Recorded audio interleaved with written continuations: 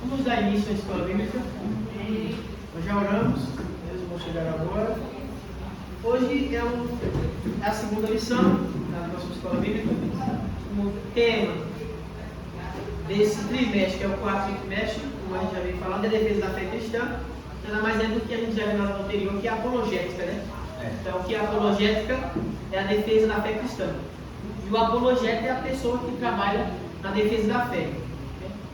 Aí alguém pode pensar, mas se a fé é verdadeira, por que ela precisa ser defendida? A verdade por si só não é suficiente, ela não precisa ser defendida.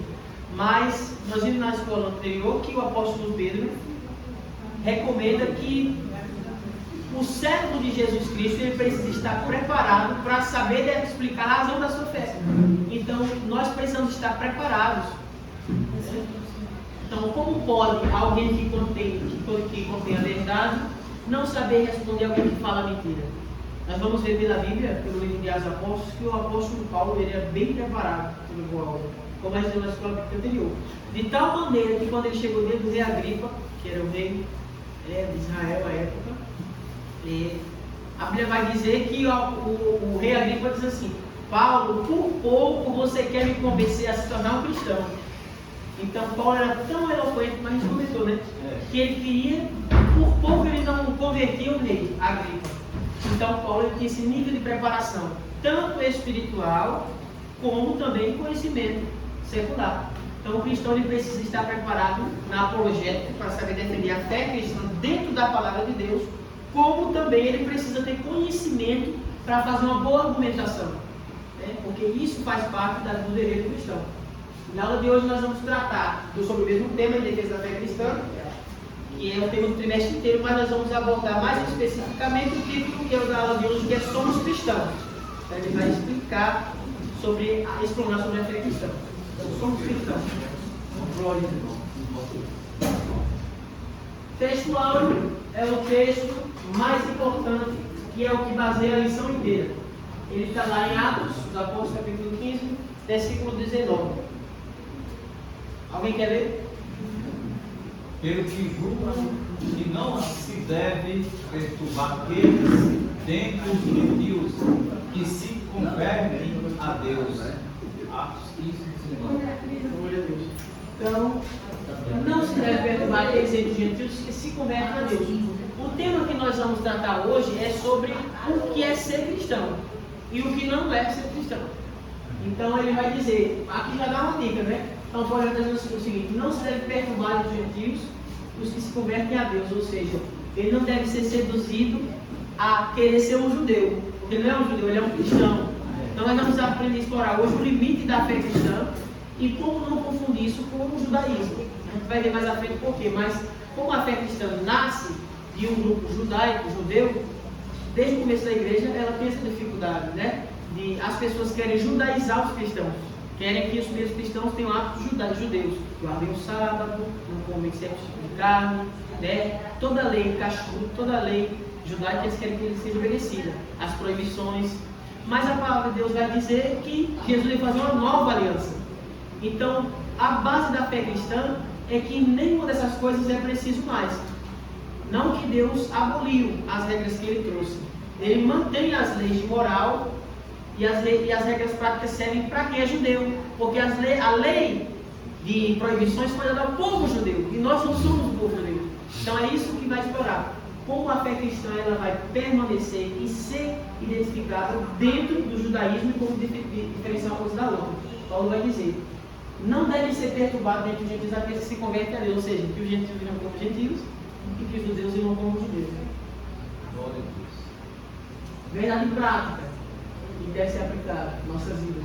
O cristianismo é uma religião de relacionamento pessoal com o Cristo ressuscitado e não um conjunto de regras e ritos, princípios e proibições.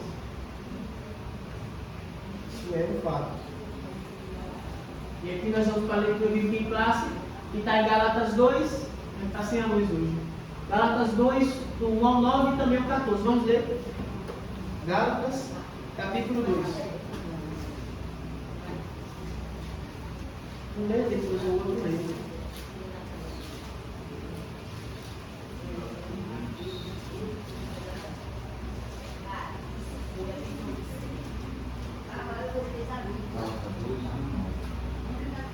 Gálatas 2.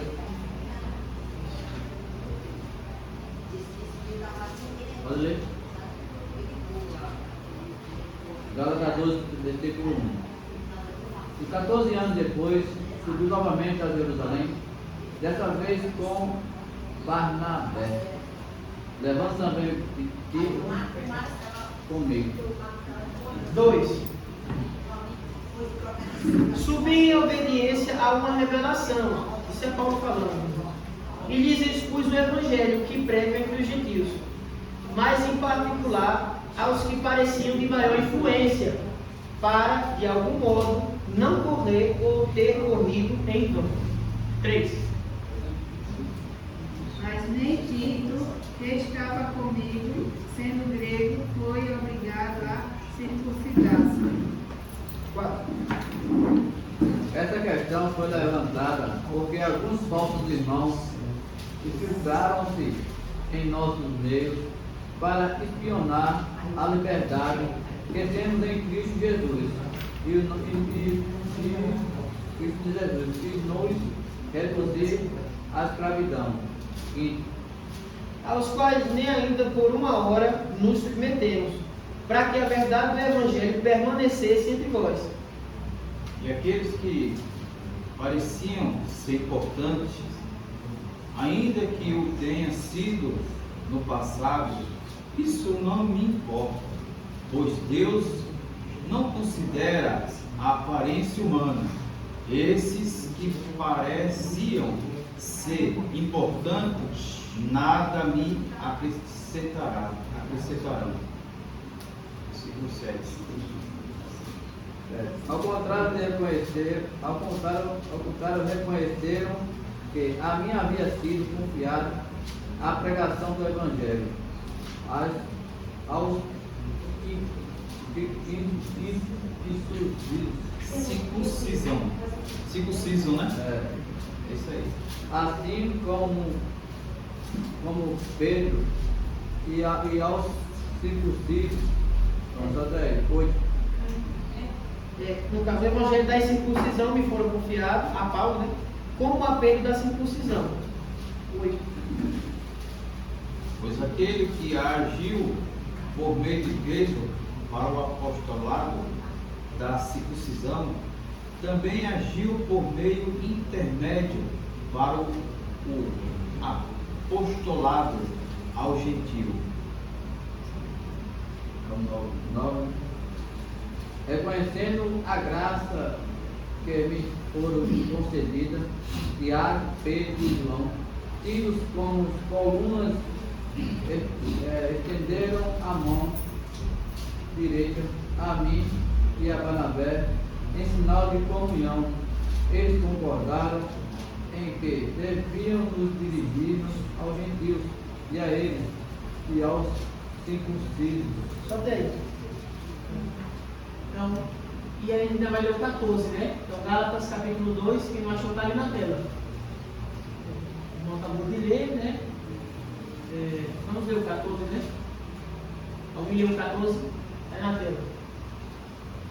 Mas quando vi que não andavam bem e diretamente conforme a verdade do Evangelho.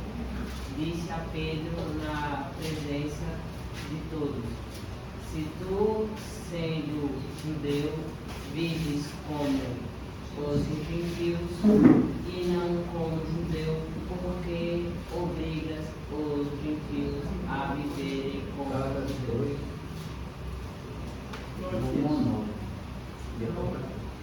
Se trata do discurso de Paulo, né? Falando sobre o tema da lição de hoje, que é os limites entre a fé cristã e o judaísmo, que são religiões diferentes, né? Você vê que Paulo vai relatar uma dificuldade que a igreja tinha com relação a esses irmãos judaizantes. Eles queriam ensinar regras e leis aos Gálatas que não era o evangelho que Jesus deixou aos apóstolos, né? Então é muito interessante o relato que Paulo faz, aqui excepcionalmente aqui, ó, nesse versículo 9, Gálatas 2, versículo 9, diz assim: e conhecendo, isso é Paulo falando, viu? Conhecendo Tiago, Cefas e João, Cefas é Pedro, então conhecendo Tiago, Pedro e João, que eram considerados como as colunas, a graça que se me havia dado, deram-nos as destras em comunhão comigo e com Barnabé, para que nós fôssemos aos gentios e eles a circuncisão. Então Paulo está falando aqui o seguinte, que da mesma forma que Pedro pregava para os judeus, ele está falando que a circuncisão, ou seja, os que se circuncidam que são judeus, a Paulo e a Barnabé foi confiada a pregação do evangelho aos incircuncisos, que são os gentios. E o mais interessante, gente, esse para quem foi fenomenal, o mais interessante, a parte mais interessante aqui, é quando ele fala essa questão da destra da comunhão, que a gente vai ver mais à frente, né? Eu me perguntei muito durante essa lição o que significava essa destra da comunhão. Ele diz: a graça que se me havia dado, deram-nos as destras, que é a mão direita, né, da comunhão comigo e com Barnabé, para que nós fôssemos aos gentios e eles a circuncisão. Ou seja, ele fazia o seguinte: Pedro, Tiago e João nos deram a destra da comunhão, nos abençoaram para que nós pudéssemos pregar o evangelho aos gentios, aqueles que não são judeus. Então ele estava confirmando que o evangelho tanto poderia ser pregado aos gentios como aos judeus. Aos gentios como aos judeus. O que é que Paulo vai dizer? Que os judeus não como judeus, os gentios como gentios. A gente vai ver que os judeus se converteram ao evangelho. E essas pessoas, elas tinham então que parar de guardar o sábado, porque os gentios não precisavam guardar o sábado. Então, são dois evangelhos. Não, negativo. Porque os judeus, eles guardam a lei, como a gente falou no começo, por uma questão também cultural. Deus deu uma ordem ao povo judeu, mas não aos povos gentios. Aos povos gentios foi feita uma nova aliança, da qual eles também são participantes. Então, o que acontece? É como a igreja da Cristo, né? Que eles também guardam o sábado, sendo que o sábado foi dado aos judeus. Aos judeus. A irmã já tocou no concentrado, quer dizer, é uma inadequação, né? Porque se você não nasceu judeu, você não tem como obrigação guardar a lei judaica. Porque Deus deu ao povo judeu. Então, quem abriu as portas do Evangelho, do Reino de Deus, para o mundo todo foi Jesus. E quando ele abre, já é na nova aliança. Então, por que eu vou retroceder para a velha aliança se Cristo já fez coisa nova, já cumpriu o que tinha que ser cumprido e já abriu as portas para o mundo? Então, eu estou querendo retroceder a graça. Paulo vai dizer em Gálatas 5, ele vai dizer mais aqui à frente. Olha que interessante. Gálatas 5:1. Para a liberdade foi que Cristo nos libertou. Permanecei, pois, firmes e não vos submetais de novo a jugo de escravidão. Eu, Paulo, vos digo que, se vos deixar de circuncidar, Cristo de nada vos aproveitará. De novo testifico, irmãos, a todo homem que se deixar circuncidar, que está obrigado a guardar toda a lei. De Cristo vos desligastes. Vós que procurais justificar-vos na lei, da graça decaístes. Então veja que maravilhoso, está dizendo o seguinte: vocês receberam a Cristo, né? E ele já cumpriu toda a lei, e ele já deu a lei que vocês precisam cumprir. Amar Deus acima de todas as coisas e ao próximo como a ti mesmo, uma nova aliança. Então, se vocês dizem que vocês precisam circuncidar para ter a salvação, então vocês estão voltando ao jugo de ser justificado pelas obras, pela obediência à lei.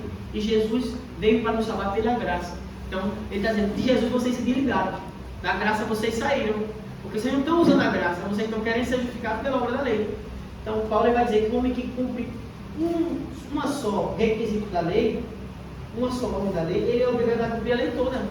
Como é que eu vou dizer, pegar a Bíblia e dizer: a Bíblia é a palavra de Deus, eu tenho que cumprir essa ordem que eu tenho que me circuncidar, nos mandamentos, eu tenho que me circuncidar, porque é Deus quem mandou.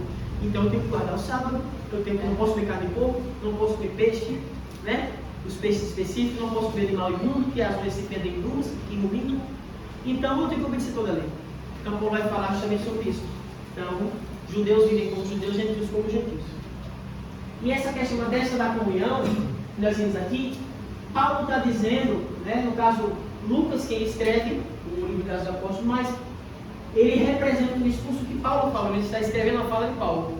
E nesse discurso, Paulo está dizendo que Pedro, Tiago e João, que são os três que andam sempre com Jesus, que são como as colunas da igreja, ele mesmo afirma isso, eles estenderam desta comunhão, abençoando eles para pregar o evangelho aos gentios. Por quê? Porque alguns arrazoavam ali no meio que os gentios tinham que obedecer às leis judaicas para que eles pudessem ser justificados, para que eles pudessem ser o verdadeiro evangelho. E Paulo vai explicar que isso não é verdade, porque os próprios apóstolos que andavam 24 horas com Jesus, que aprenderam direto de Jesus por 3 anos, eles abençoaram a Paulo e a Barnabé para que eles pegassem esse evangelho que foi pregado, que é o mesmo que Jesus ensinou. Quem lembra? Jesus não guardava o sábado como os judeus guardavam, né? De certa ocasião, os discípulos estavam colhendo ali, era milho, né? Era milho na plantação, se não me engano. E até vai dizer que os fariseus eles reclamavam, não, os seus discípulos eles fazem coisa ilícita no sábado. Aí ele vai e diz o quê? É verdade, eles não podem não, eles têm que guardar o sábado, está errado. Ele diz isso? Não. Ele diz assim, eu digo a vocês que o meu pai trabalhou até hoje, eu também trabalho. Dá uma resposta assim. Ele diz assim, e até que o sábado ele é Senhor. Então no sábado, Jesus pregava o evangelho na sinagoga, diz que ele, como está ali, né, diz que ele abre Isaías. Então ele pregava o evangelho e fazia boas obras. Então Jesus ele não guardava o sábado dessa forma. É igual. Também ele curava também no sábado, né? E ele não gostava. Né? Ele não gostava quando ele levantou, curou. Né? Aquela mulher? Ele curou um homem se der uma mirrada. E aí ele curou e entre eles começaram a falar, né? Mas aí ele é o Senhor do sábado. Ele não veio abolir a lei, né? Ele veio cumprida, né? Como ele curou aquela mulher lá que estava há 18 anos, curvada, né? Aí você falou dos discípulos, né? Eu estava lendo essa passagem, em Lucas capítulo 6. Jesus é o Senhor do sábado, porque ele estava trabalhando ali, né? Eu vou até ler para aqui. Um dia de sábado, Jesus passava pelo campo de cereais. E seus discípulos, né? Esse que está lá, não é? E os seus discípulos colhia espiga, debulhava com as mãos e comia. Alguns fariseus perguntaram: por que estáis fazendo o que não é permitido fazer no sábado? Né? É uma religiosidade, né? Matar as pessoas de uma tal forma, por fora era uma coisa, por dentro só Jesus sondava e conhecia. E Jesus né? sabia que eles não obedeciam o direito de sábado. Quando caiu um animal, eles levantavam e não podiam. Então assim, inclusive tem uma dentro da fazenda, não falou com o pessoal do Adventista, eu pergunto se eles guardam o sábado da maneira como deve ser guardado. Porque tem um princípio que no sábado não pode ser ateado fogo. Você não pode ligar fogo. E os judeus ortodoxos vão dizer que a tradução dos estudos atuais é que você não pode dar partida de energia. Porque nós não trabalhamos muito com fogo mais. Então diz que a tradução de hoje é que dá partida de energia. Então você não pode ligar a lâmpada, ligar o ventilador. Você não pode ligar uma TV. Você não pode carregar o celular. Você não pode fazer nada. Você não pode nem ligar o fogão. O judeu ortodoxo é assim. Ele tem programação que até o fogão no sábado é na tomada do time. No sábado, Israel, todo mundo todo. Então o próprio time ali temporizador, ele liga o fogo e eles só vão ali para fazer a comida deles. Né? Então eles não obedecem essa lei até hoje, rígida.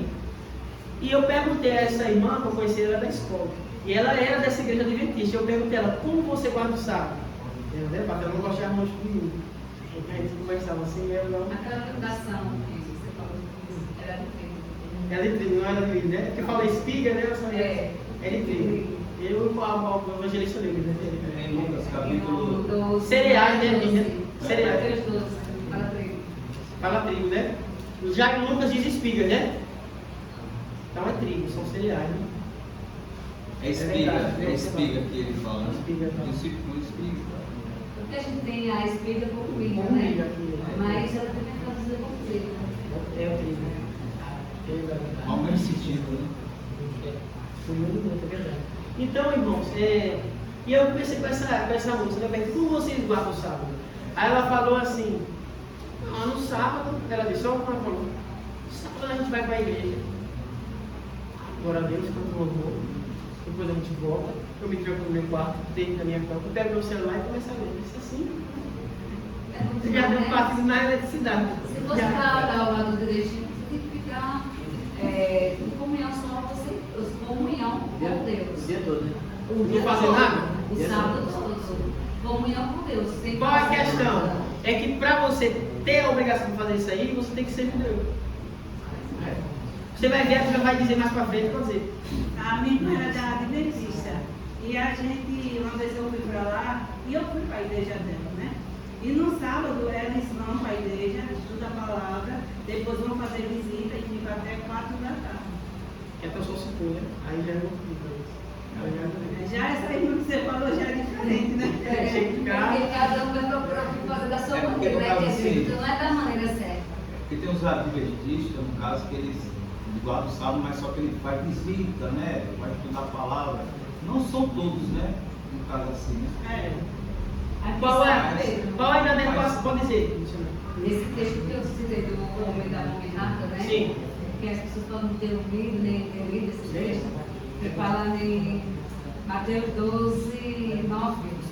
Aí Jesus saiu dali, porque esse texto é atualizado. Saiu dali e foi para uma sinagoga. Estava ali um homem da mão aleijada, que é outra versão da mão errada. Então, algumas pessoas que queriam acusar Jesus que queriam acusar Jesus de desobedecer à lei, me perguntaram: é contra a nossa lei curar no sábado? Jesus respondeu: se um de vocês tiver uma ovelha, e no sábado ele cair no buraco, será que ele não vai fazer tudo para tirá-la dali? Pois uma pessoa vale muito mais do que uma ovelha. Com sabedoria. A nossa lei permite ajudar os outros no sábado. Então, Jesus já tinha, como Jesus tinha domínio da palavra. No deserto ele foi tentado, mas o domínio da palavra faz Jesus vencer o inimigo. Isso é um alerta para nós. Se nós estivermos preparando a palavra, nós vamos conseguir vencer o inimigo. Da maneira como ele se apresenta para nós. Certo? Mas é forte isso aí, viu? Jesus operava no sábado. E não só operava, como ensinava com sabedoria. Né? Ele poderia obedecer a Deus. Sobre essa questão aqui da bênção dos apóstolos, Pedro, Tiago e João, a Paulo e a Barnabé. Veja que Barnabé também é citado aqui, né? Para pregar o evangelho para os gentios. É muito importante isso, porque mostra que a igreja, que o evangelho verdadeiro, passa por pregar o evangelho aos gentios, em que eles não precisam ser circuncidados, nem guardar o sábado, e que a maneira como nós guardamos a palavra de Deus e a vida cristã hoje é a maneira, sim, como Jesus ensinou os apóstolos e que nós precisamos até hoje. A gente tem que ter essa certeza, irmão. Quando uma pessoa da igreja adventista vier até nós, perguntar nós, por que você não guarda o sábado se está escrito no mandamento, no Antigo Testamento, que tem que guardar? Nós temos que estar com a resposta na ponta da língua. Os irmãos Gálatas guardaram o sábado? Tem que responder. Qual foi a oração de Paulo aos Gálatas? Jesus guardava o sábado? Os apóstolos guardavam o sábado? Eles respondem todas as perguntas. Então é preciso preparação. Não precisa, é importante lembrar o versículo, mas se não lembrar o versículo, tem que lembrar o princípio cristão. Porque vamos lembrar, esse modelo de versículos ele é mais recente, antigamente não existia, mas a palavra de Deus continua poderosa e eficaz.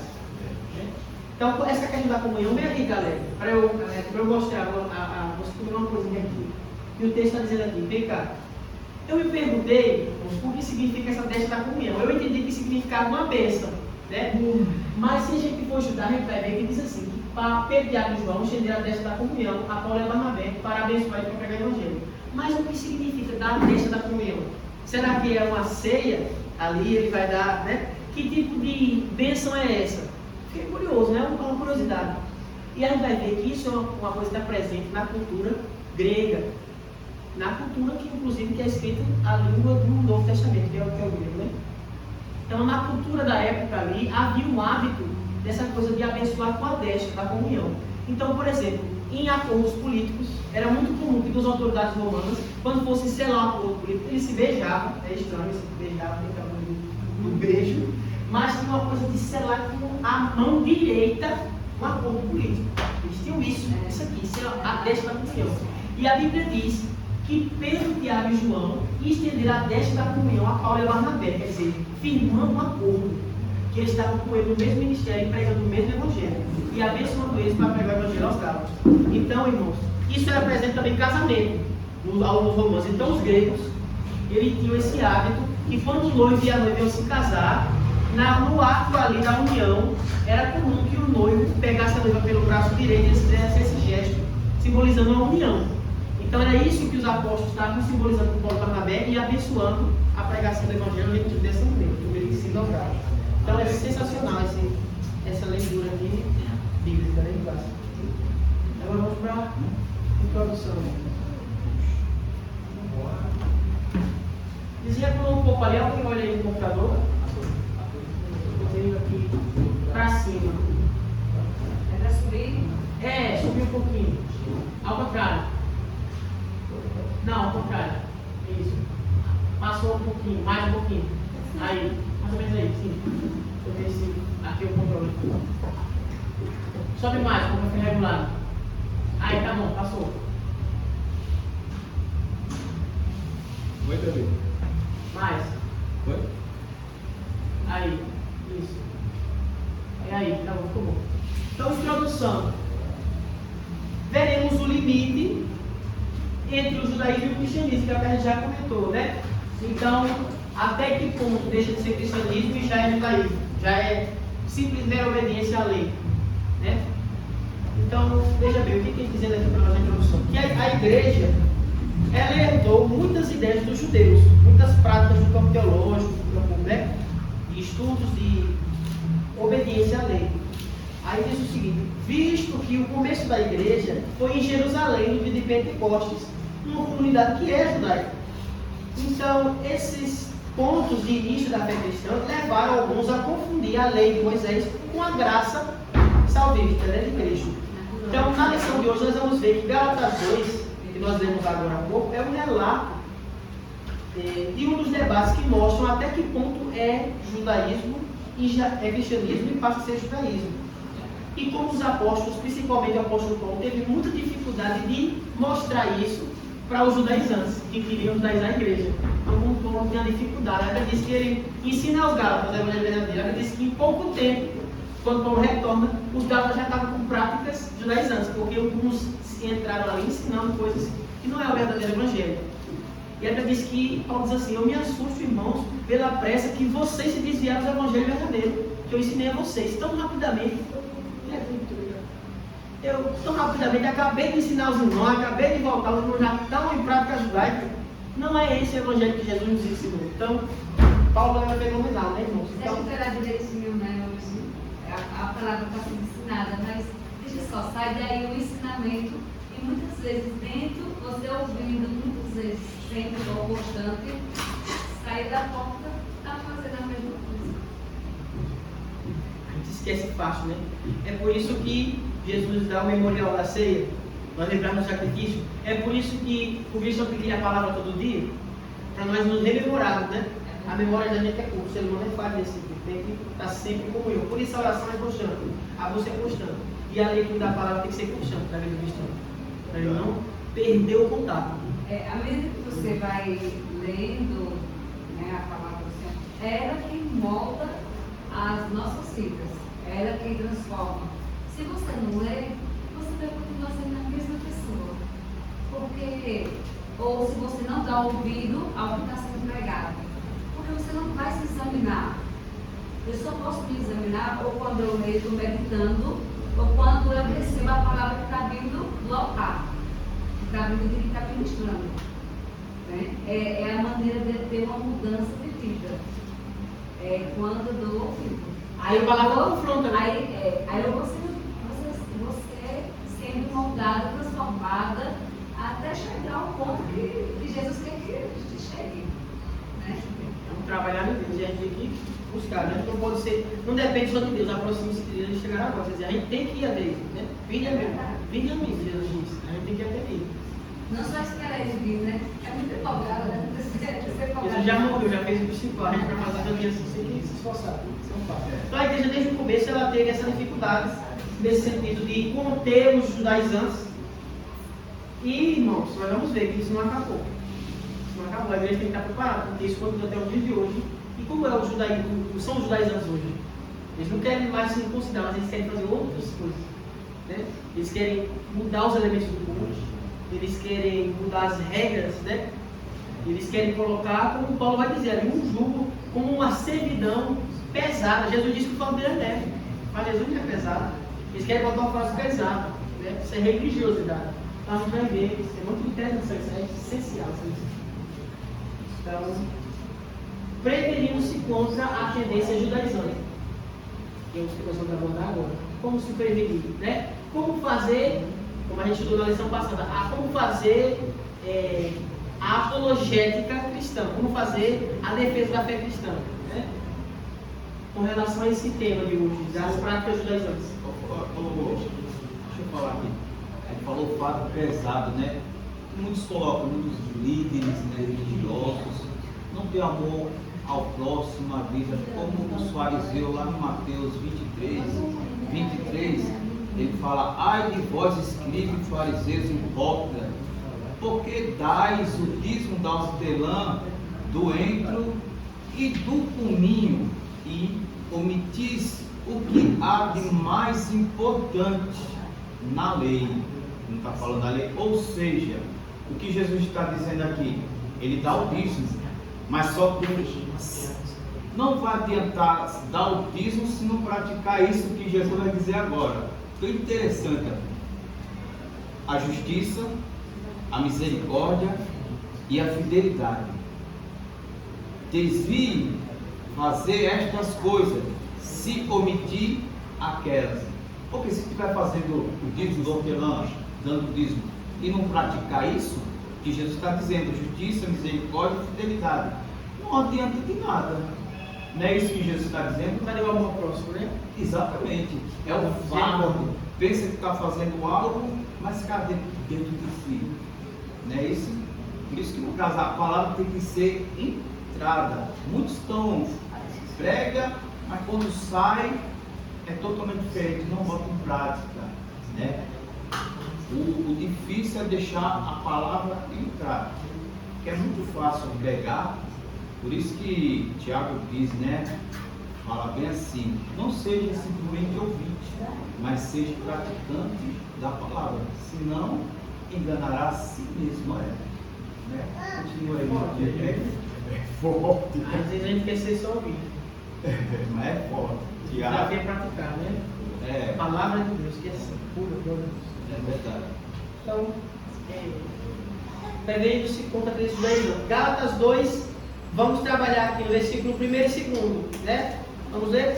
Diz assim, versículo 1, nós já lemos aqui juntos, mas vamos rememorar. 14 anos depois, subiu outra vez a Jerusalém. Gálatas 2, né?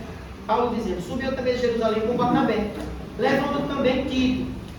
Subi em obediência a uma revelação e lhes expus o evangelho que prega entre os gentios, mas em particular aos que pareciam de maior influência, para que de algum modo não tenha corrido em vão.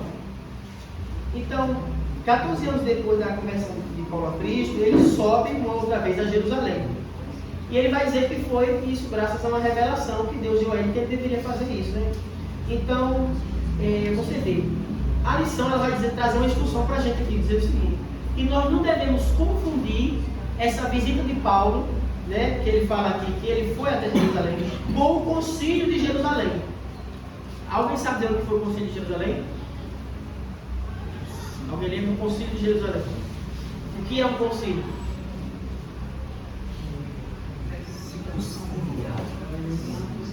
Concílio, se conciliar, né? Perfeito. União, né? Se conciliar, né? justamente conciliar, quer dizer, juntar, né? Fazer uma reunião. O concílio foi um momento, o primeiro concílio, uma primeira reunião que a igreja fez em Jerusalém, para definir sobre temas que estavam causando algumas perturbações na igreja. Então, geralmente essas práticas, uns diziam que circuncidão, outros diziam que não. Então, uns diziam que tem que guardar a lei, outros diziam que não. E aí os apóstolos se juntam com toda a igreja e os anciãos da aprendiz para tomar decisão. E eles tomam a decisão. Tiago lidera ali o concílio de Jerusalém, apóstolo. Tiago, irmão de Jesus, por sinal. E que eram as 6 colunas, né? Pedro, Tiago e João. E o que acontece? Eles definem que, olha, irmãos, nós decidimos que vocês têm que fazer essas coisas. Se abster das carnes sacrificadas aos ídolos, né? Aí ele fala lá que eles têm que se abster das carnes sacrificadas aos ídolos, não lembrar, esqueci, fugiu da memória agora.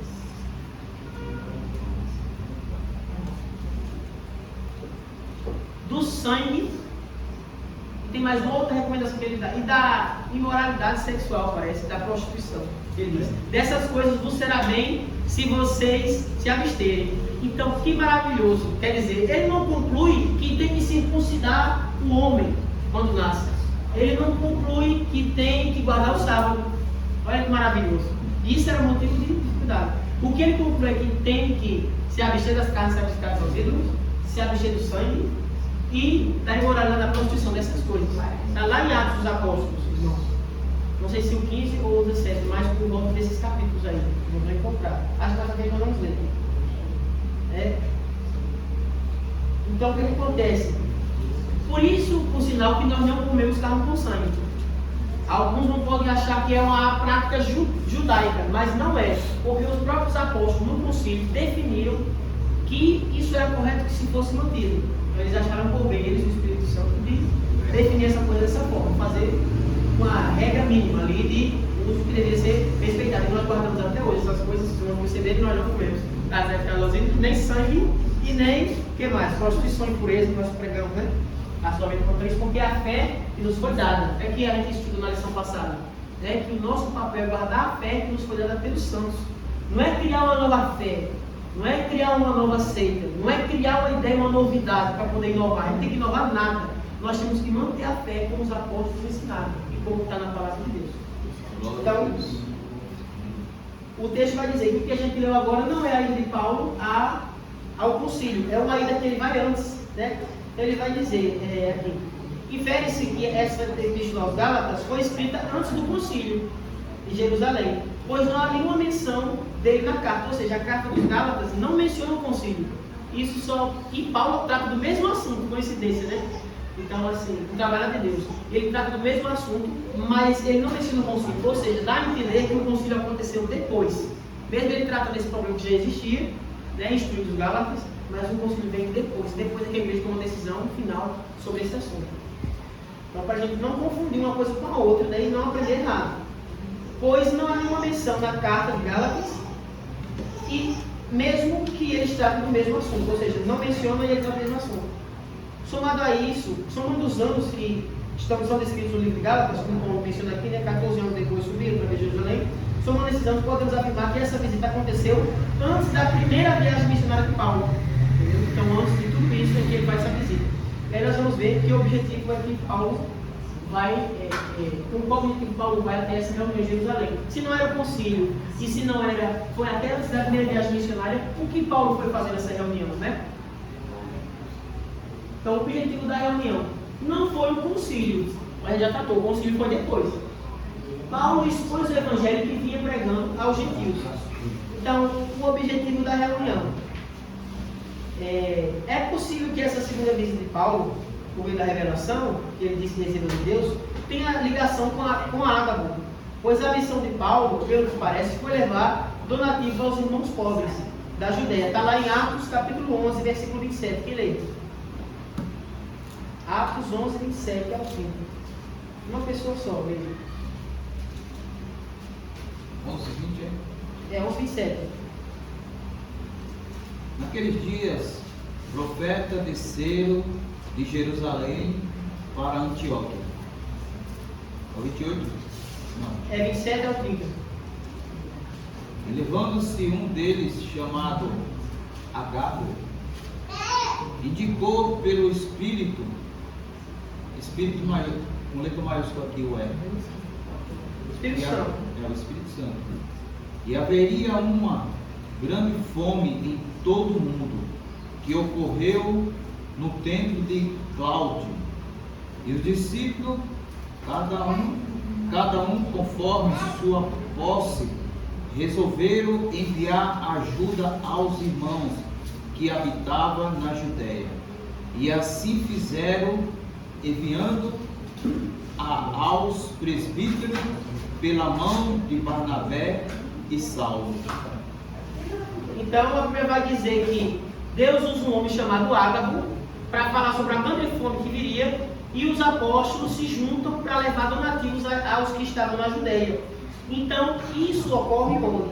Isso tem a ver com Jerusalém, isso ocorre em Jerusalém, que é a Judéia. Então provavelmente era isso que Paulo estava fazendo lá em Jerusalém, nesse texto que a gente leu em Gálatas, no capítulo 2. Então Paulo provavelmente estava distribuindo donativos aos irmãos que estavam precisando, passando por necessidade. E como ele vai descrever aqui em Gálatas 2, como a gente leu, ele aproveita a ocasião para pregar o Evangelho, né, e falar sobre alguns problemas que a igreja vem vivenciando. Ou seja, os apóstolos tinham uma comunhão entre si, onde eles viam a necessidade da igreja e tentavam tomar decisões acerca da licença tudo com o Espírito Santo. Você vê que Tiago, quando ele fala de Jerusalém, ele diz assim: pareceu bem, ele diz. É fenomenal esse texto, eu gostaria até de achar ele aqui, mas eu não lembro agora, é em Atos, irmãos. Ele diz assim: pareceu bem ao Espírito Santo e a nós apenas essas coisas. Ele diz: apenas abster-se dessas coisas. Ele fala, que a gente acabou de tratar, né? Carne sufocada, sangue e da impureza, prostituição, morada sexual. Então, você vê que tipo de comunhão eles tinham com o Espírito Santo. Ele diz: pareceu bem o Espírito Santo e a nós. Eles tratam como se o Espírito Santo estivesse o tempo todo juntinho do lado deles e tomando a decisão junto com eles. Quer dizer, se o Espírito Santo não tomar a mesma decisão, não está lá decidido. Mas se ele decidir com a gente, está tudo decidido. A igreja não ficou sozinha. Jesus disse: eu irei, mas não vos deixarei órfãos. O que mais? Enviarei o Consolador, né? Vos o quê? Vos confirmará acerca da verdade, da justiça e do juízo, né? Então nós temos o Espírito Santo, que é quem vai fazer a igreja ir avante, que é quem vai nos preparar na palavra, é quem vai nos capacitar, é quem vai nos entregar os dons espirituais. E é a Ele que nós não podemos negligenciar. Nós não podemos esquecer do Espírito Santo. Ele que vai fazer a diferença, né? E a igreja primitiva, ela tinha esse poder, essa unção, mas ela não tinha comunhão com o Espírito Santo, né? Às vezes é o que falta nas igrejas de hoje, né? Muito conhecimento secular, anelo dedo, muita teologia e pouca comunhão com Deus. E nada adianta. Não, tem que ter o Espírito Santo. É assim. Então, Paulo parece ter levado nativo aos irmãos da Judéia. Aproveitando a ocasião, expôs o Evangelho para pregar o Evangelho aos gentios. Ele tinha convicção que recebesse o Evangelho de Deus e estava consciente de que a sua subida a Jerusalém era em obediência à ordem divina. Quer dizer, ele estava obedecendo o propósito de Deus para a igreja. Viram virado para a igreja.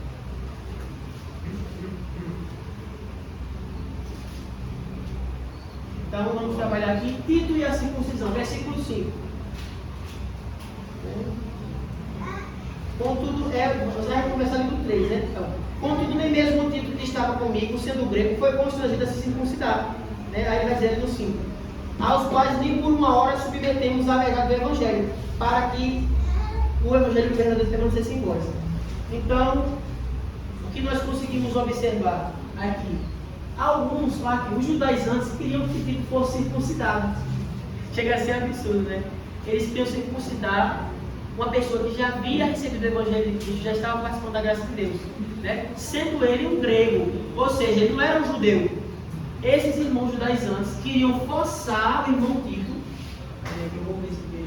queriam forçar Tito, não sendo um judeu, a se circuncidar, e Paulo ficou, irmão, muito chateado com isso. Ele disse que isso não era razoável, porque se Paulo fosse deixar, nós vamos ver ali mais para frente no livro de Atos, que Pedro parece que ele tem uma tendência a se juntar com Tiago e a meio que se agradar dos judaizantes. Então Paulo era como se fosse um braço forte contra os judaizantes da igreja e tinha essa dificuldade. Então ele fica muito insatisfeito com isso, e vai dizer que ele diz aqui o que ele diz. Aos quais, ou seja, a esses irmãos judaizantes, nós não cedemos nem por um momento sequer, para que a verdade do Evangelho permanecesse em nós. Ou seja, se a gente for ceder, eles vão querer dizer que o Evangelho é assim, que tem que se circuncidar. Então não vamos deixar. Eu não cedi em nenhum momento. A verdade do Evangelho vai ser mantida e Tito não vai se circuncidar, porque ele não é judeu. Por que ele vai ter que guardar a lei? Então Paulo estava dizendo isso, né? Então Paulo não cedeu. Paulo procurou manter a verdade do Evangelho, que é o exemplo que nós temos que procurar seguir. Sinopse. A tendência judaizante era uma ameaça à verdade do Evangelho e ao futuro do próprio cristianismo, né? Então nós vamos ver o espanto do apóstolo Paulo. Gálatas 1:6 é o que a gente trata mais cedo, né? Então logo Paulo retornou da viagem missionária. Paulo ficou atônito pela rapidez do desvio dos Gálatas e estava abandonando a fé. Então Paulo mal voltou da primeira viagem missionária e ficou sabendo que os irmãos Gálatas já estavam deixando de guardar o verdadeiro Evangelho, né? Então Paulo diz aqui, Gálatas 1:6, o que ele diz: admira-me, irmãos, que estejais passando tão depressa daquele que vos chamou na graça de Cristo para outro Evangelho. Então, o qual não é outro, senão que há alguns que vos perturbam e querem perverter o Evangelho. Mas ainda que nós, ou mesmo um anjo do céu, vos pregue o Evangelho que vá além do que vos tenho pregado, seja ele anátema. Assim como já dissemos e agora repito, se há alguém que vos pregue o Evangelho que vá além daquele que recebeste, seja anátema. Então, maldito. Então, que é a imagem de Paulo, né? Mantenha o Evangelho conforme recebi de Cristo. O que ele diz na ceia? 1 Coríntios 11, né? Porque eu vos entreguei aquilo que recebi de Cristo, que o Senhor Jesus, na noite que foi traído, tomou cálice. Então, essa ideia de passar o mesmo Evangelho, né? Recebido, passar, é o dever cristão. Para manter a verdade da fé. Então, o verbo grego que Paulo usa nesse texto, quando ele diz aqui, me admiro que vocês estejam deixando tão depressa, né, aquele que nos chamou da graça de Cristo, para outro Evangelho. Esse, quando ele diz deixar, abandonar, o verbo grego que aparece aqui é metatiste, que é um verbo que significa realmente deixar, abandonar ou mudar de pensamento. Como a gente diria, né, virar a casaca. Então, os irmãos não querem virar a casaca, os Gálatas, né? Ou se não fosse Paulo ali, né? O rigidez. Hoje, tem alguns gentios, dizem que é nosso povo, né? Somos nós. Aqui mais dois gentios. Querem ser judeu. Quer ser judeu. Nós vamos tratar isso aí, né? Então, quer ser judeu sem ser. Não dá, né? Tem que pegar o Evangelho como ele é, então querer inventar um novo Evangelho. Que o apóstolo Paulo integra essa passagem. Então, vocês já estão querendo mudar de ideia, nem ensinei, acabamos de ensinar, os irmãos não querem mudar de ideia, né? Ele repreende os irmãos. E ele diz. O que ele quer dizer com isso, com essa exortação? Isso significa que essa mudança de ideia, né, como a gente viu de partido, isso vai ocasionar uma abandono da fé verdadeira. Inclusive, se relaciona com o que a gente viu na escola anterior, na lição anterior, que fala sobre heresia. Isso pode ser, inclusive, um tipo de heresia. Porque se Jesus vem e diz que nós temos que cumprir a lei pelo princípio e não pela regra exata, que nós temos que amar Deus sobre todas as coisas e ao próximo como a nós mesmos, e se nós fizermos isso, vamos estar contemplando todos os outros mandamentos, e nós queremos nos justificar por esses mandamentos, nós estamos saindo do cristianismo, da graça de Jesus, e entrando de volta para a velha aliança. Nós estamos dizendo assim: Jesus, muito obrigado pelo seu sacrifício, pelo sofrimento, pelos anos que o Senhor passou na terra, os 30 anos que o Senhor passou para se preparar, por todo o sacrifício. Muito obrigado, mas eu vou rejeitar, eu vou ficar com a lei de Moisés, que era melhor. Só ela que vai me salvar. Aí você está dizendo isso. Está cuspindo no sacrifício de Jesus. Não dá. Então, irmãos, nós temos que manter o Evangelho como ele é e não querer ser santarrão, né? Às vezes pelo excesso, a gente pega pelo excesso, né? Então, não se engane, muitos cristãos se preocupam com isso e acham que tem que guardar o sábado. Mas a palavra de Deus nos garante, nos afirma que a fé verdadeira não está em guardar o sábado e ser circuncidado, mas na graça de Jesus Cristo, que opera pela fé a salvação em nós. Aleluia. Né? Glória a Deus. Quem eram esses judaizantes? Paulo vai chamar eles de falsos irmãos, como o diácono Davi leu ali, falsos irmãos, judeu legalista, ou seja, que só se importa em obedecer à lei, e não se importa com as pessoas, não amam o próximo de verdade, como alemão, né? Ou seja, nem a lei eles obedecem, eles querem dar uma de que são santarão. Como Jesus dizia, os fariseus ali iam fazer um jejum e passar por Deus, tu és santo, esse jejum eu te ofereço, era mais ou menos assim, esse jejum eu te ofereço o dia inteiro, eu estou no pó, só para a tua glória. Nunca mais nós já conjectura, claro, né? Então, e aí aquela face, como Jesus diz, né? Aquela face de que você está moído, que você ofereceu o melhor oferta, o melhor dízimo. Irmão, isso é muito do judeu. O judeu ele é muito materialista. Você vê, ele procura dar a melhor nota. Ele quer fazer tudo bom e melhor, porque ele acha que é através dessas coisas que ele vai ter acesso a Deus. E Jesus, como um bom mestre, vai ensinar que não é assim. Então, o judeu, o fariseu tinha isso, né? Querer parecer que ele faz, quando na verdade o conteúdo é ausente. Né? E Jesus chama isso de hipocrisia. O que é hipocrisia? Alguém está lendo? Hipocrisia. Hipócrita, né? Jesus diz, os fariseus. É querer fazer para aparecer. Amém. Fazer para aparecer. Um hipócrita é Eles isso. faziam para aparecer a verdade, né? Eles faziam para aparecer. Tanto em oração como em jejum. Quando Jesus fala sobre orar em praça pública para serem vistos, né? Jejum para serem vistos. Então, você pode E o secreto, nada. Exatamente. Nós não temos que fazer para ser visto. O Caleb matou a questão. Como é?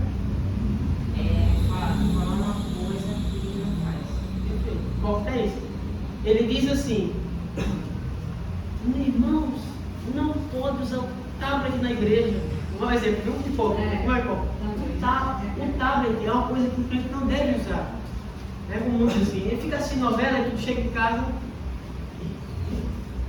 Novela, não diga acontecendo na novela passada, no capítulo passado, né? Então o hipócrita ele fala e faz escondido. Na casa dele nem tem televisão, isso é na casa do vizinho. Não pratica, né, o que está falando, né? É só falsidade. Jesus ele pega. Lembra da passagem da figueira seca? Ele chega e diz assim: nunca mais nessa fruta aqui. E a figueira seca. Mas a figueira parecia ser bonita, mas não tinha conteúdo, não tinha figo. Jesus amaldiçoou ela. E diz assim: é que vai ser feito todo aquele que quer ter. O que ele está querendo dizer? É dessa forma que eu vou fazer no reino de Deus. Todo aquele que quer ter aparência e não tem conteúdo, é isso que é feito. Se a gente olhar Vai murchar e vai ser tudo lá. a gente pode olhar o fruto do Espírito. Nós somos a figueira. O fruto do Espírito tem que estar na figueira. Se a figueira não tiver o fruto do Espírito, Não adianta. Sem mim nada podereis fazer. ela vai secar. Ela vai secar. Deus vai secar.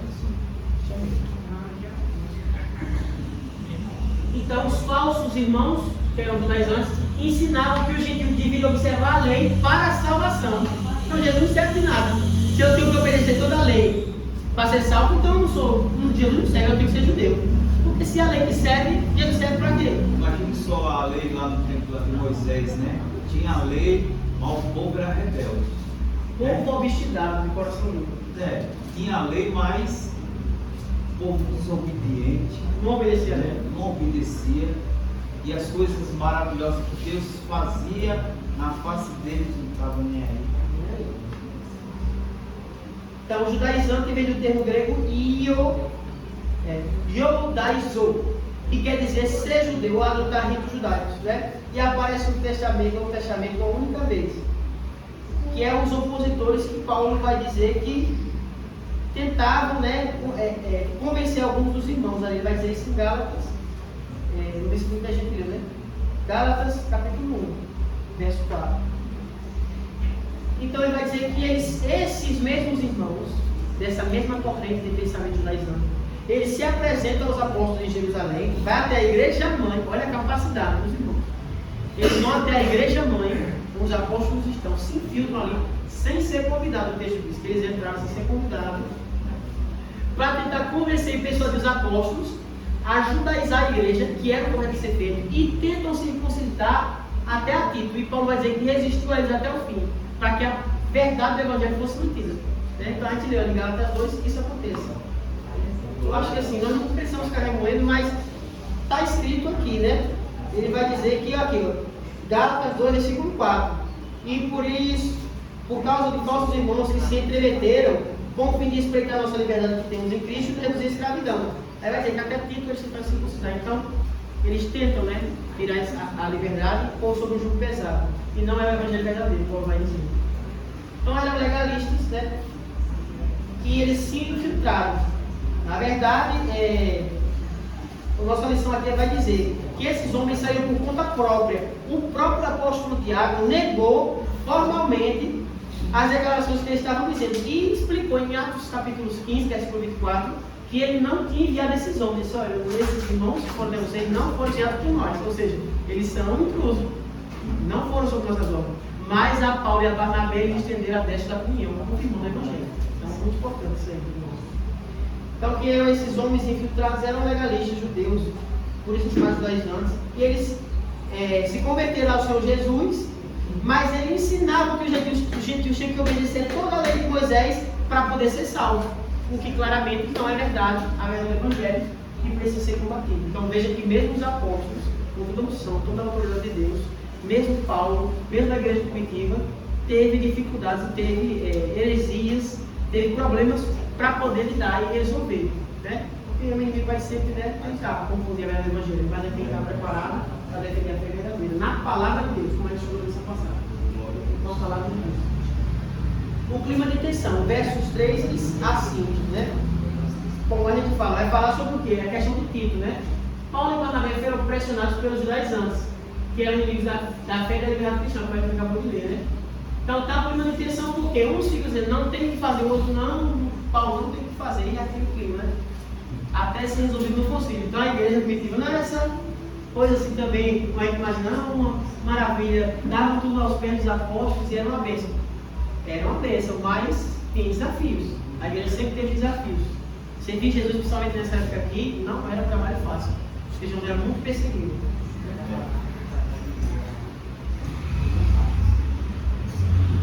Sinopse 2. Os judaizantes eram livres da liberdade cristã, do evangelho, de Paulo e do próprio cristianismo. Claro, né? Pregando inverdades sobre o evangelho de Deus, não tem como ser amigos do cristianismo, são inimigos.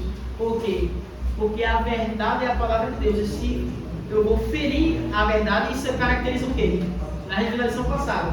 Se eu, de alguma forma dissimulada, viu, Rafael? De alguma forma dissimulada, eu quero perverter a verdade da palavra de Deus, isso é o quê? Ó, irmãos, tem que saber que foi na sessão passada, se não responderam o questionário. Como é o nome disso? Defesa. Sim, a gente tem que fazer defesa. Mas se eu, com uma ideia nova, quero perverter a verdade do que está escrito na palavra de Deus, qual é o nome disso? Apologia. Não, é o outro. Heresia. Então, a ideia que visa perverter a verdade da palavra de Deus. E como é que eu vou me defender disso? Através da apologia. É fazer apologética, né? É apologética. Então você vai agir com apologia para fazer a defesa. Ou seja, tem que conhecer a palavra de Deus. Não é só dizer assim, não, isso aí que o irmão está falando é mentira, isso é antibíblico. Não, irmão, sabe por quê? Isso poderia ter ser verdade. Mas está escrito aqui, ó. Olha o que está escrito aqui. Atos, tal. Diz assim. Você vai ficar sem argumento. Né? Tem que conhecer a palavra de Deus, tem que ler esse livro aqui todos os dias. Todos os dias.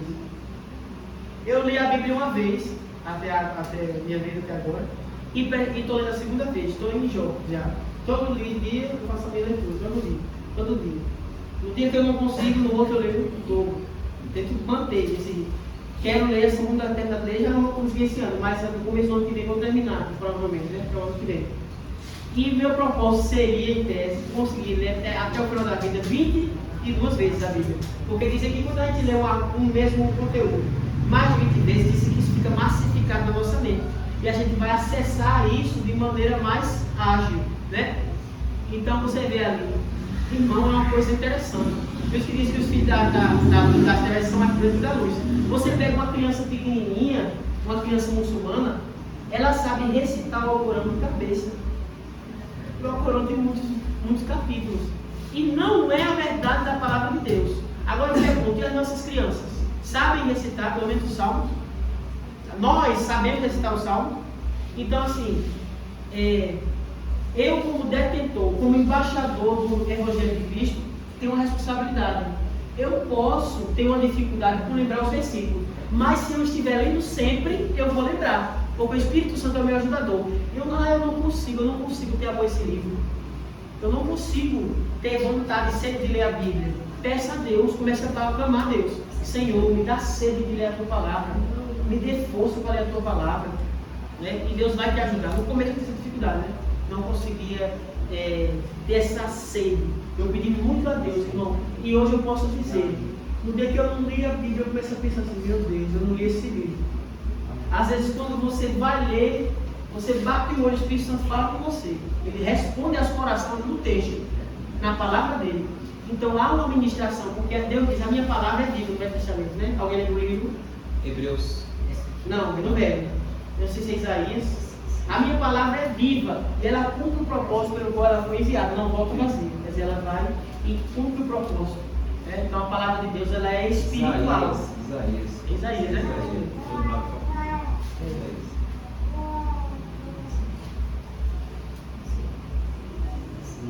A tendência judaizante hoje. Então, como é a tendência judaizante hoje? Como ela se mostra nos dias atuais? O mesmo evangelho, né? O evangelho é um só, não há dois. Pedro pregava o evangelho aos judeus, Paulo pregava aos gentios, mas é o mesmo evangelho. A comunhão foi estabelecida, lembra? Então a destra da comunhão foi estabelecida, é o mesmo evangelho, só que pregado para pessoas diferentes. Paulo disse, eu me fiz de judeu para convencer os judeus, e de gentil para convencer os gentios, né? Paulo era fenomenal. Tem uma ocasião ali que Paulo está para ser preso, e a Bíblia diz que ele vai dentro das autoridades, né? Mas a Bíblia diz que os sacerdotes, o pessoal do templo, cerca ele, né? Prende ele, e a Bíblia diz que dá a oportunidade para ele falar. Você quer se defender das acusações que diziam que ele era da seita de um tal de Jesus, né? Que ele pregava, e que ele estava convertendo a muitos com mentiras e enganações. Era mais ou menos essa acusação. Está ali em Atos, os irmãos não vão encontrar. E eu acho interessante isso, que o apóstolo Paulo, ele é muito esperto, né? Muito ousado. Então a Bíblia diz que ele recebe a oportunidade para falar, e ele diz assim, aí a Bíblia diz que ele vai fazer a defesa, ele diz assim, irmãos, ele é mais ou menos assim, deixa eu dizer. Eu sou acusado porque a gente sabe que tinha os fariseus e tinha os saduceus, eram dois grupos. Os fariseus acreditavam na palavra de Deus, como ela é, tudo, e os saduceus, mas não acreditavam na ressurreição dos mortos, que está ali em Daniel. Mas os saduceus acreditavam na ressurreição dos mortos. Então a principal diferença entre fariseus e saduceus é que fariseus não acreditam na ressurreição dos mortos e saduceus acreditavam na ressurreição dos mortos. Os mortos ressuscitaram, né? No grande dia. Então Paulo, sabendo disso, quando ele vê que ele é acusado, ele diz assim, irmãos, há uma só verdade. Ele diz mais ou menos assim, inclusive, vamos conjecturar, né? Há uma só verdade, ele diz, que eu estou sendo julgado e condenado por acreditar na ressurreição dos mortos. A Bíblia diz que arrasou, começou uma discussão entre eles, né? Os saduceus dizem, não, de maneira nenhuma a gente vai deixar esse homem ser preso, porque se hoje eles prenderem ele, amanhã vão prender a nós. Eles querem prender a nossa fé. Aí os fariseus dizem assim, não, esse homem tem que ser preso, porque ele crê na ressurreição dos mortos, isso não está na lei, não está na lei, né? Então você vê que Paulo ele usa mecanismos de inteligência, de raciocínio, de argumentação, para poder tanto se defender, como nas ocasiões em que ele vai pregar o Evangelho. E a gente tem que aprender, por exemplo, de Paulo, que não é apenas conhecimento espiritual, mas também uma questão de estudo, de raciocínio, de argumentação.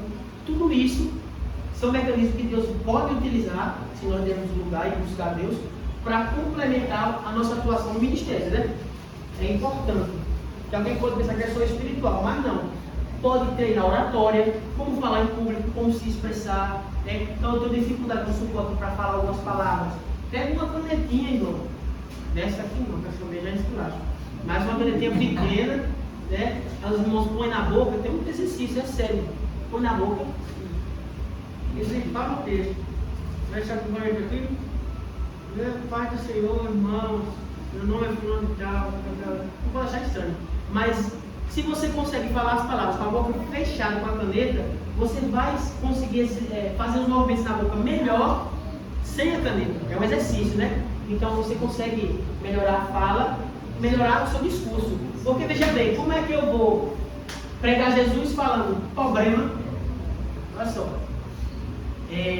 Falando palavras erradas ou sem a preparação adequada. Então, como diz assim, peraí, essa pessoa, eu acho que é sabe, o ímpio, porque ele não tem discernimento espiritual. Então ele vai dizer assim, não, esse irmão aí, vamos supor, esse irmão Pedro, ele, a cada 10 palavras que ele fala, ele trava, ele não sabe nem o que ele está dizendo ali. Né? Então o ímpio ele é muito levado também pelo preparo da pessoa. Então você vai usar isso como atrativo. Paulo vai dizer, se fez de judeus para conseguir os judeus. Se fez de gentios para conseguir os gentios. Você tem que saber atrair a atenção das pessoas. Senão não vai ser nem ouvido, né? Então o mesmo evangelho é um só, não é dois. Apesar de ser pregado aos judeus ou aos gentios, é o mesmo evangelho. O perigo da doutrina judaizante. Os apóstolos viam em tudo isso dois problemas seríssimos.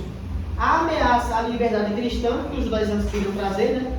Quer dizer, colocar regras na liberdade cristã que Jesus tinha dado, e o perigo do cristianismo se tornar apenas uma mera seita judaica, ou seja, não se tornar aquilo que ele foi projetado para ser, né? Ele tinha medo que esses irmãos quisessem sufocar o cristianismo com inverdades, né? Então, fazendo o cristianismo algo que ele não é, pregar mentiras. E isso pode acontecer nos dias de hoje.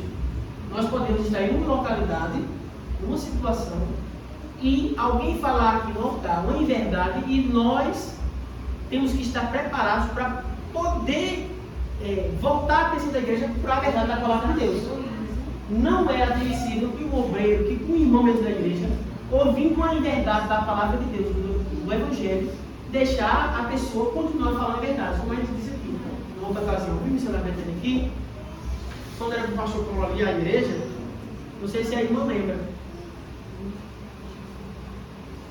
Não sei se a irmã lembra, quando era o pastor Paulo, mas chegou um irmão falando de verdades, sobre aquele texto que João se encostou no peito de Jesus e ouviu as batidas do seu coração. Não sei se ela lembra dessa ocasião, em que esse irmão ele queria dizer que tinha um carinho especial. Mas eu já ouvi comentários, né? Uma intimidade, né? Eu já vi pessoas falarem. Aí, Tiago Davi, quando chegar um desse aqui, o irmão tem que ser irmão deve o microfone, não tem que Daí. tem que dizer. Tem que dizer. Hoje, Aí a gente pode ficar com mentira. tem pessoas que realmente creem nisso, que era, né, que ele tinha um parecer com Jesus. Uma certa afetividade que não é entre irmãos, né? Não é amor entre irmãos, é um amor estranho. É. Um amor demoníaco, né? Então a gente tem que estar preparado para pegar Tem igrejas aí, né, de homossexuais, né, que crê nisso, né, e até existe a igreja por conta disso, né, foi criada a base em cima disso. Isso é uma coisa que está cada vez mais sobre realidade. E a igreja precisa estar preparada, né? Por isso, ó, Na palavra de Deus. Para poder vencer. por isso que nós temos que estar com a cabeça aberta e acompanhando, né? E Deus nos obedece. Quando Exato. Paulo pregava, eles aqui. Os Pereira. Nos obedece. Será que Paulo está falando a verdade? Lá de Atos, Estou vendo. Ele capítulo. disse, não, está em tal lugar. Peraí, será que está? Capítulo 17. Atos, né? Em Atos, capítulo Atos, 17. Atos. Aí ele foi lá para ver se estava de acordo com o que Paulo estava ministrando, né? Examinando a escritura. E aí. E Paulo dá os parabéns a esses irmãos. Exato. Parabéns a ele. Quer dizer, Paulo apoia, né? Isso aí, tem que fazer. Então, o compromisso de Paulo era com os gentios. E ele foi constituído por próprio Deus. Está lá em 1 Timóteo 2,7 e 2 Timóteo 11. Para pregar aos não-judeus. Ou seja, é o que Paulo foi designado aí pelo próprio Jesus. Né? E o de Pedro era com os judeus. Mas a mensagem é uma só. Então a gente vai ler que Paulo vai falar sobre esse assunto também em Gálatas 5. Né? A gente está na boa também. E para a liberdade de Jesus nos libertou, que o sacrifício de Jesus na cruz ele é válido e que se a gente for querer se justificar pela lei, guardar sábado, circuncidar, não comer carne de porco, não fazer... Então a gente vai estar se ligando de Jesus. Porque se ele nos deu um fardo leve que a gente pode levar, não precisa levar um fardo pesado. Né? Então é isso que está aí em Gálatas 5. Então quem quiser realmente está ali, é justamente sobre isso que o apóstolo Paulo está falando. E a mesma coisa que nós estamos falando, então Que tipo de ameaça a doutrina judaizante? Eu não chamaria nem de doutrina, viu, irmão? Eu chamaria de heresia. Porque dentro da igreja de Deus, você pregar uma coisa que a palavra de Deus não prega, não deixa de ser uma heresia. Então, a ameaça ligada cristã é a ameaça totalmente do cristianismo como uma lei, uma seita judaica, né? E tendo a lei como um complemento. Você que está falando com relação a outro, mas está em relação também ao que está falando.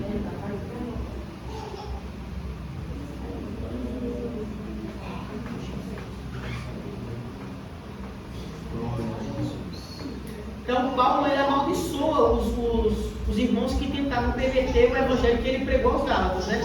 Os judaizantes. A nossa lição vai dizer: quem tem o Espírito Santo vive pelo Espírito. Então, contra a tendência judaizante, é preciso aprender a viver dependendo do Espírito Santo e não da lei, lutando contra os vícios da carne, buscando a luz do fruto do Espírito Santo para poder andar no caminho do verdadeiro evangelho. Não tem como você ter força para vencer o pecado e a natureza adâmica sem o Espírito Santo. Se você quiser ir com as suas próprias forças, você vai cair. Você precisa entender que você não precisa carregar esse fardo sozinho. O Espírito Santo ele pode ajudar. E está escrito aqui, né? Gálatas 5, mesmo capítulo. Verso 16, diante. Digo, porém, andai no Espírito, e jamais satisfareis a concupiscência da carne. Porque a carne milita contra o Espírito, e o Espírito contra a carne, porque são opostos entre si, para que não façais o que porventura seja do vosso querer. Mas se sois guiados pelo Espírito, não estáis sob a lei. Olha que maravilha. Se sois guiados pelo Espírito, vocês não estão sobre aquela lei. Ora, as obras da carne, versículo 19, as obras da carne são conhecidas. São a prostituição, impureza, lascívia, idolatria, feitiçarias, inimizades, porfias, ciúmes, iras, discórdias, dissensões. Aí eu não vou dizer facções aqui, que os irmãos já estudaram. Haireses, né? Ou seja, heresias, né? Divisões na igreja, né? Aí ele diz mais aqui: invejas, bebedices, glutonarias, né? Excesso de comida, comendo demais. Coisas semelhantes a essa, a respeito das quais eu vos declaro, como já os vos preveni, que não herdarão o reino de Deus os que tais coisas praticam. Mas o fruto do Espírito, olha o que faz na vida da pessoa que tem o Espírito Santo. O que ele faz?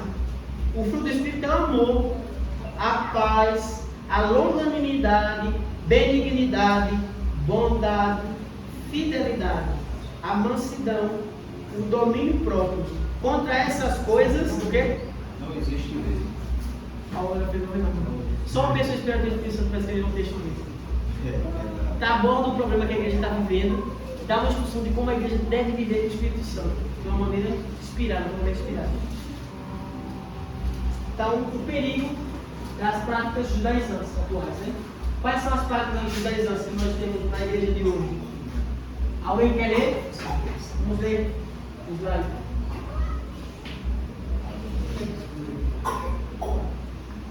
Práticas judaizantes atuais: guardar o sábado, cairiut, liturgia da sinagoga,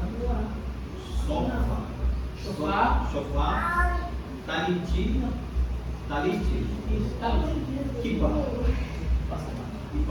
Então, quais são as práticas judaizantes de hoje? São basicamente guardar o sábado, como está escrito ali, né? Algumas igrejas sabem que guardam o sábado.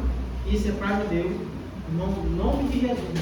Não vão sair dessa aula sem saber responder uma pessoa que fica indo lá no sábado. Em nome de Jesus.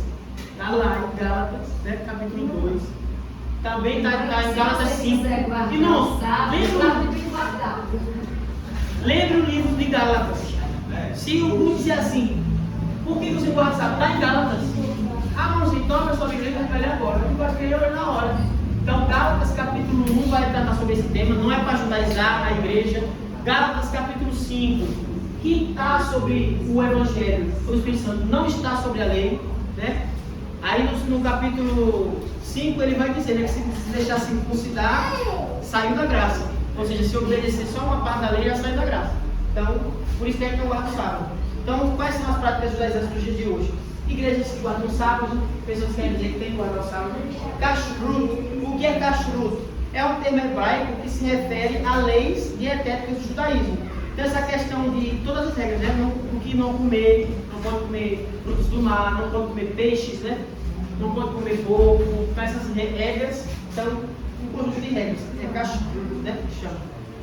A liturgia de sinagoga, então querer colocar, adicionar elementos do culto de uma liturgia que não é a liturgia cristã, mas é uma liturgia judaica, isso existe em algumas igrejas. O uso do shofar. O que é o shofar? Alguém sabe dizer? Parece Aquilo ali, ó. né? Eu chamo isso. O shofar é isso aí. Quem nunca viu uma igreja que tem um shofar, né? Você pode fazer? Eu conheci porque era uma bênção pregar, mas ele gostava de um talitezinho, um manto, e ele Para você aceitava usar mais unção que os irmãos.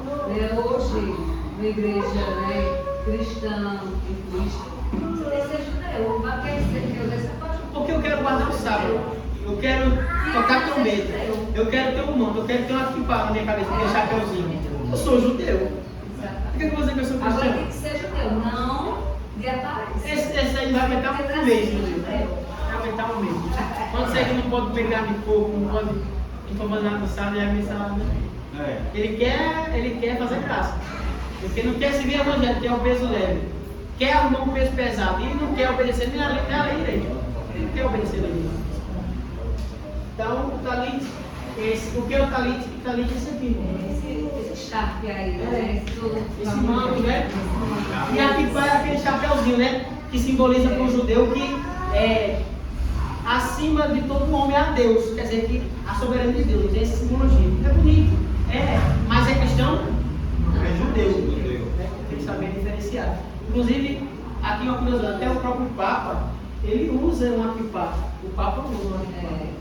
Vai entender, né? Papa, vamos pensar uma É vez. confuso, né? Sim, né? Não precisa, né? Foi judeu? E era judeu? Pois é, isso. Ele não é judeu, ele está querendo fazer graça. Dizer que é mais especial que os outros. Paulo, na verdade, ele é bicho, né? Deixa ele, né? Ele fala por Jesus e fala por do santo e quando sai da missa para beber. Porque veja, a Bíblia vai dizer, né?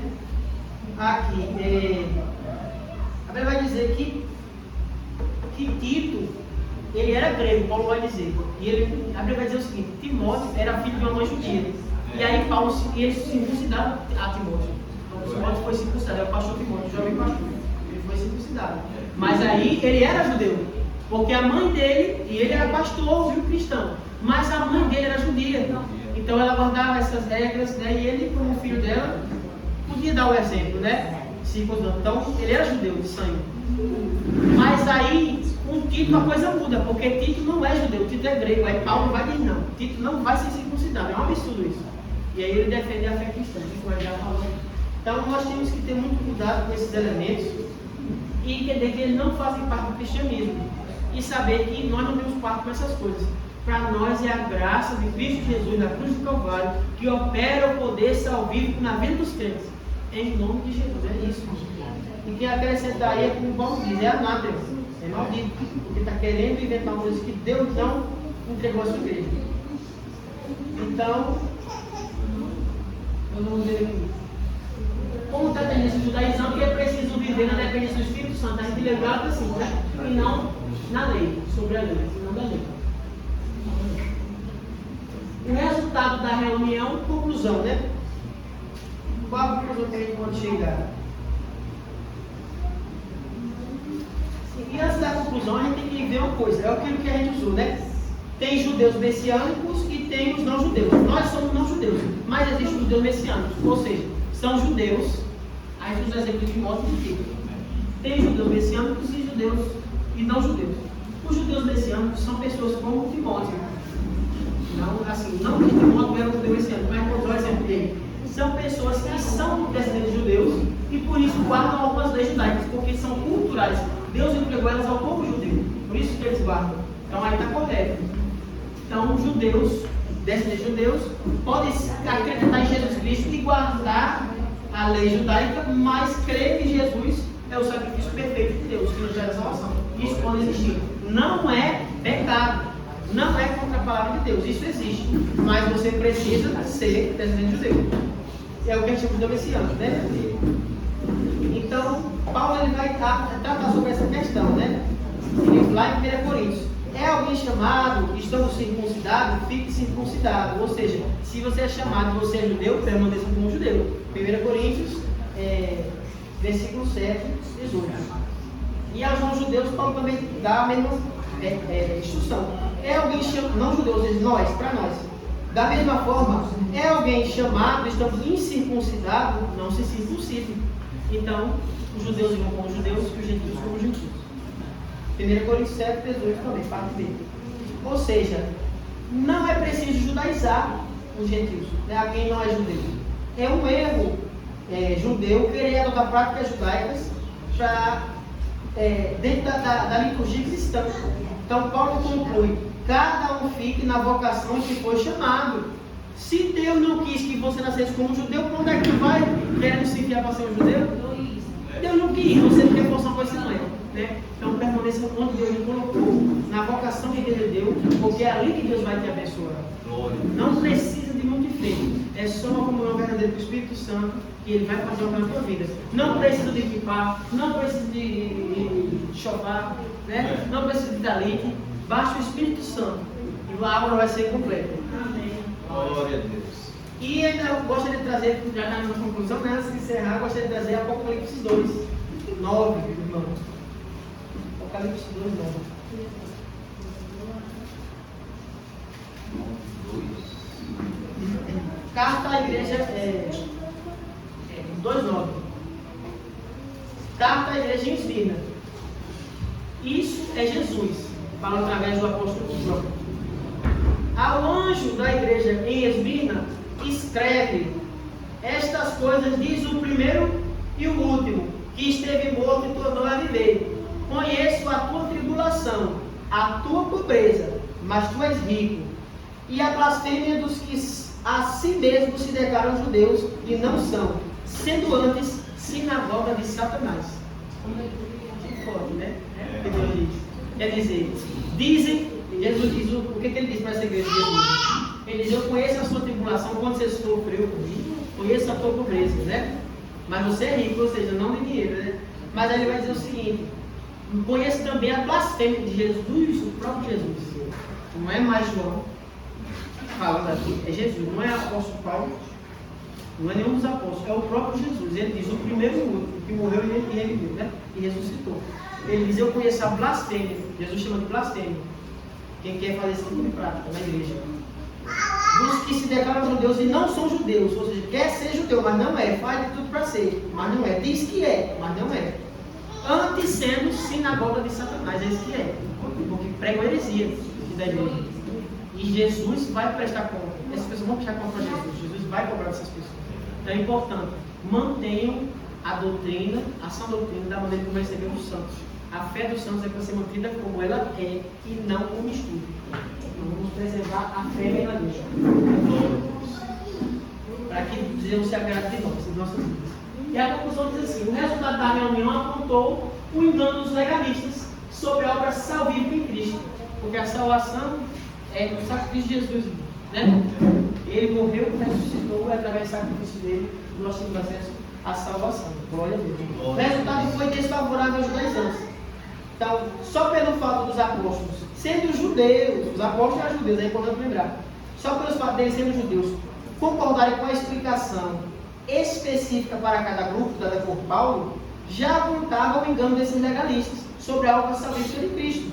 Esse resultado serviu tanto para os irmãos gálatas como para todo o cristianismo, chegando em nós aqui hoje, nesses mais de 20 séculos de história.